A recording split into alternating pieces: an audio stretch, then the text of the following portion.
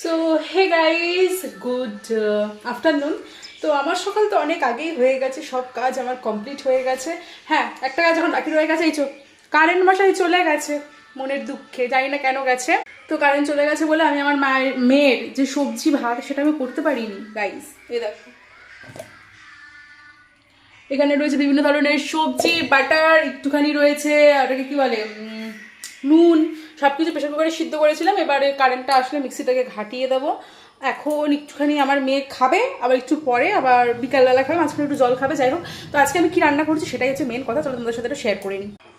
তো গাইজ, এটা কি বলো তো, মাটন চিকেন কিছুই না গাইজ, এটা হচ্ছে কচু আর আলুর তরকারি। এটা পুরো চিকেনের থেকেও ভালো, এত টেস্টি, এত দারুণ হয় না খেতে। তোমরা যদি একবার খাও আমার হাতে, চিকেন মাটন সব ভুলে যাবে গাইজ, প্রমিস প্রমিস। তো যাই হোক, এটা আমি আজকে করেছি হচ্ছে আমার বরের আজকে হচ্ছে জেনারেল ডিউটি রয়েছে, মানে ওই 11টা-12টার সময় ডিউটিতে যায় ও।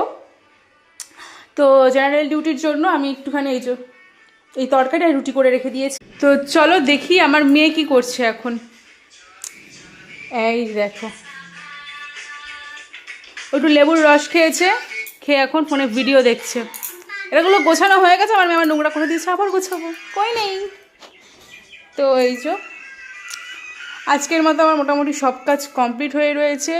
এবার এই বাইরের জামা কাপড় আছে কিছু, ওই জামা কাপড়গুলো আমি একটুখানি নিয়ে আসবো।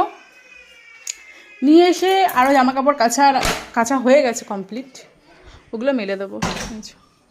এগুলো একটু ভাঁজ করবো, এনে ভাঁজ করে তারপর এখানে জামা কাপড় কিছু কাচতে দেওয়া হয়েছে, আবার কিছু রয়েওছে কাচার জন্য, এগুলো বের করে মেলে দেবো।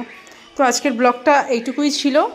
আশা করছি, অনেক বেলাও হয়ে গেছে, দেখতেই পাচ্ছ অনেকটা টাইম হয়ে গেছে। তো এইটুকুই আজকের ব্লগ ছিল। তো চলো টাটা, বাই বাই, সবাই ভালো থেকো, সুস্থ থেকো, আর প্রচণ্ড গরম, প্রচণ্ড পরিমাণে জল খেও। তো চলো টাটা।